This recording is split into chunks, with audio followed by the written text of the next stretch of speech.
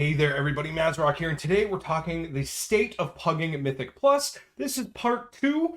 First part is already out. There's a link for that in the card there, down below as well. If you want to watch that first, there is some stuff that I'm going to reference along the way. But let's get right into it. What makes Pugging Mythic Plus incredibly difficult at times? Because it's a thing. And one of the things that I hear cry out a lot, I see it on the forums, so many other things, I see it in pug groups, in parties. The dungeons are so hard, man. The dungeons are so hard.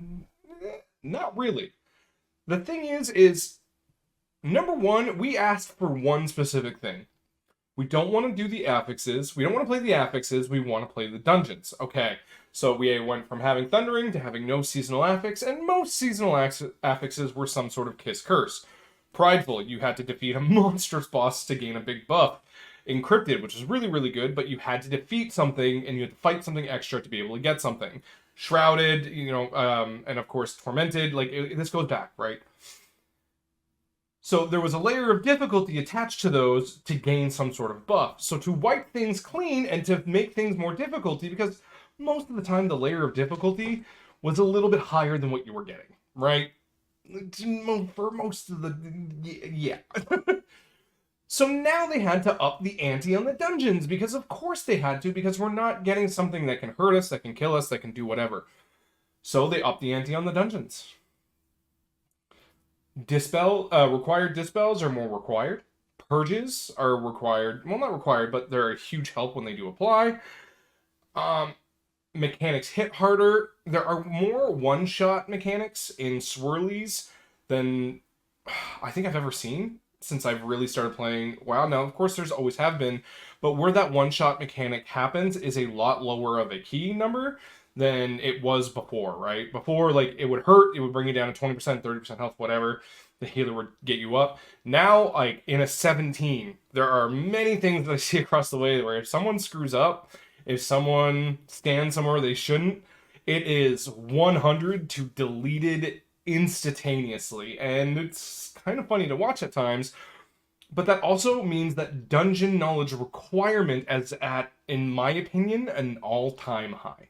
The amount of dungeon knowledge that you need to be able to do these dungeons at 17, 18, 19, 20 is a lot higher than it was before. In Shadowlands, a good tank and a decent healer could literally solo kick and deal with pretty much every mechanic, and allowing a lot of the DPS to just blast, occasionally having to use their utility, to stun. But now, even in a pug group in a 17, it requires all the DPS to be kicking. It requires all the DPS to be using their CC, their stuns, to be using what they have available to them to help them make that run go smooth. Health pots, off healing, all of that stuff is so much more felt when people do it and when they don't do it than I've ever experienced, even compared to last season, where last season those things were incredibly helpful. This season, it is so incredibly noticeable. It's actually unreal. And I've played all three roles. I've played healer, I've played, obviously, tanks, and I've played most of the DPS classes. Yeah. Most of the DPS classes. I think Hunter's the one I played, the least, and I don't think I played it this season, but I played it quite a bit last season. But we asked for this, right? So you can't expect us to say, all right, well, we don't want to play the affixes, we want to play the dungeons, and then just be like, well, no, the dungeons aren't going to get harder. There has to be a counterness to this, right? Because Blizzard, at the end of the day, has a certain key level in mind in which they want to see being the top run key. They don't want to see plus 50 keys. They don't want to see plus 60 keys, right? So obviously there has to be some sort of cutoff on where it gets more difficult. And I'm pretty sure that the player base, especially those that are in the highest bleeding edge keys, I think they actually most likely surpass Blizzard's expectations every single season on what can be run and how high. That's purely an opinion, but I'm pretty sure they do. Because they're insane players, and when you get the right composition together that's organized and that can talk things through and find the damage and break certain interactions and synergies, you can, usually push things up a little bit higher than what you're kind of used to doing. But now we have this required dungeon knowledge, and it's a lot of dungeon knowledge because every pull has priority kicks, every pull has priority stops, every pull has priority placements on, hey, don't stand here because you're gonna die. Hey, don't stand here because you're gonna die. Really? You don't want to be in front of the tank on this one. You really, really, really don't want to. Oh, you're dead? Yep, that's why. And most of the time, it's what happened here. This didn't get kicked. This didn't get stopped. This didn't get purged. This didn't get any whatever. I stood in the wrong place, right? And the dungeon difficulties themselves right now are pretty wild. And I've seen the community shift over from blaming healers for all the problems to starting to blame themselves. And I think that's a good thing. You need to look inward and be like, okay, that's my fault. And usually, like, when I'm a healer or the DPS, I can tell you right now, like, straight up right now, there is not one Season 2 death that I have as a tank where I have died where it is not 100% my fault. Every single death is explainable by something I could have done better.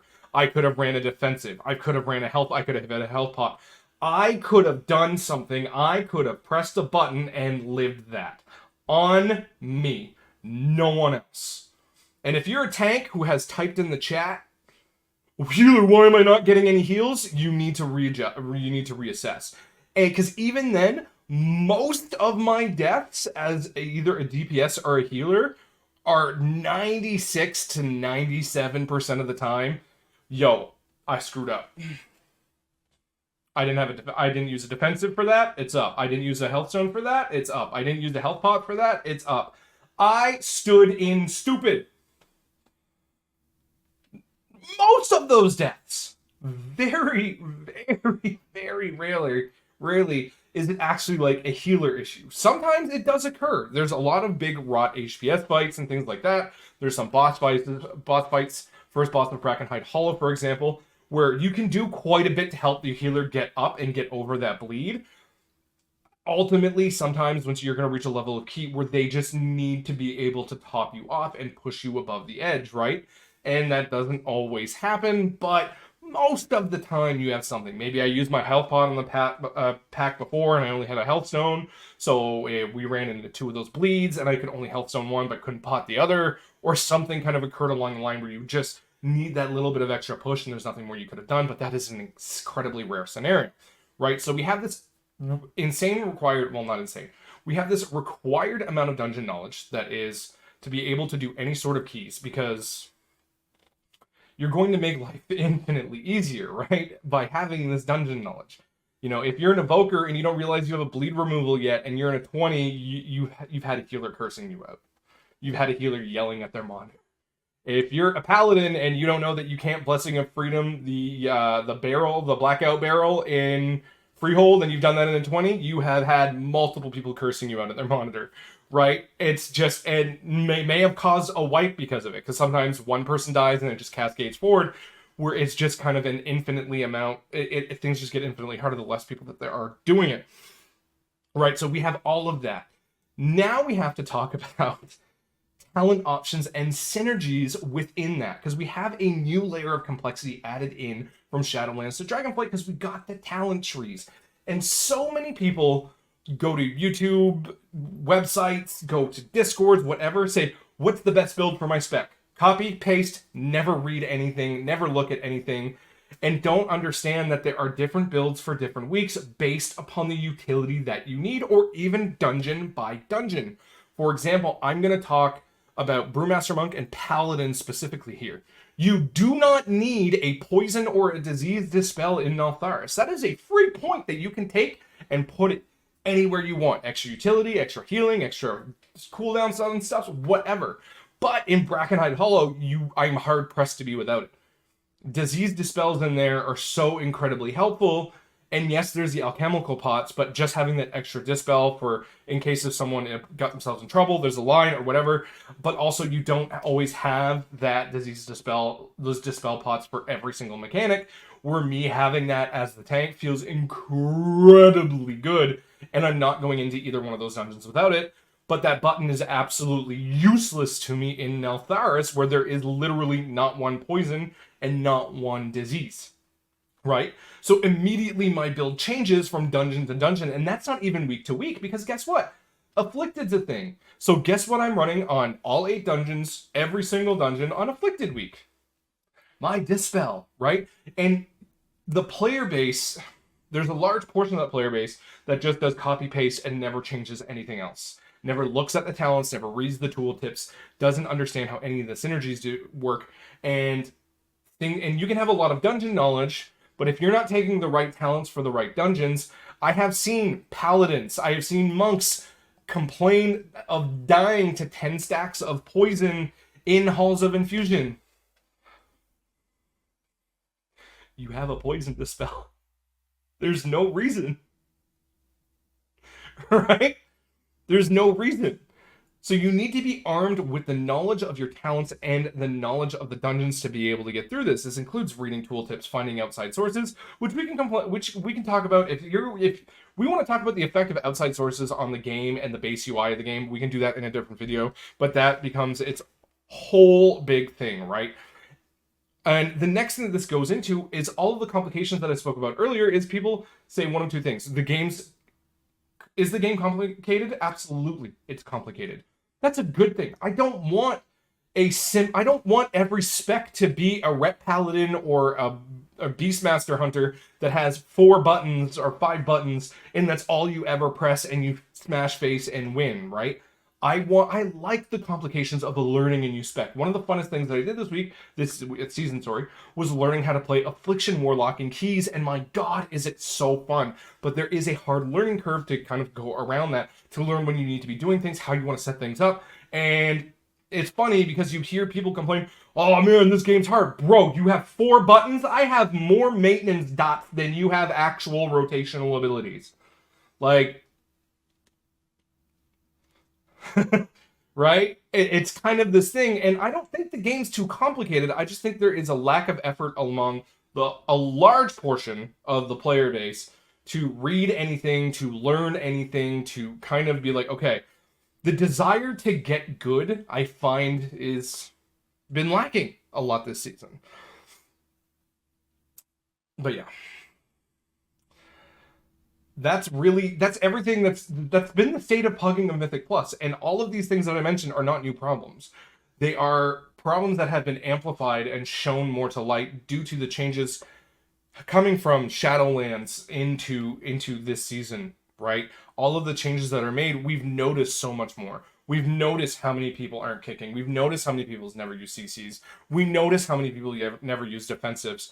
So much more, because it's become so much more incredibly important. And the dungeon knowledge that's required of the player base has become more difficult to obtain because we have rotational dungeon seasons now, right? In Shadowlands, we had Mist of Tyrna Scythe, we had Spires of Ascension for 3 straight seasons, almost 2 years. And even by the end of that 2 years, there have even people that have been playing since season 1 that still don't know how those dungeons work. It can be slow, it can be tiresome, it can be gruesome at times. But I think we, the player base, need to realize and acknowledge, hey, there is dungeon knowledge to be learned here. There is talent options to be learned here. There is so much to be learned here. And I think the player base needs to find, as a whole, I mean, there's always, like, don't get me wrong, there's plenty of people that love min-maxing everything about their talent tree and all that, and making sure that they have all the utility and all the best stuff that they can take for their tree, for the dungeon and everything. And just as many people as there are that don't, right? The problem is the ones that don't have been detrimental to the ones that do, and at the end of the day, they end up in keystones that they are just not prepared for, they are not equipped for, and things become incredibly difficult because of it. But when you find those players, my god, that feeling, when you find those players in a 22 or 23 that are just godsends, like they are absolute, like every kick, every stun, every possible bit of dispel utility, all 5 people are just on it, and there is no better feeling in the world of crushing that run. at all. That is so good. And to those players, I salute you.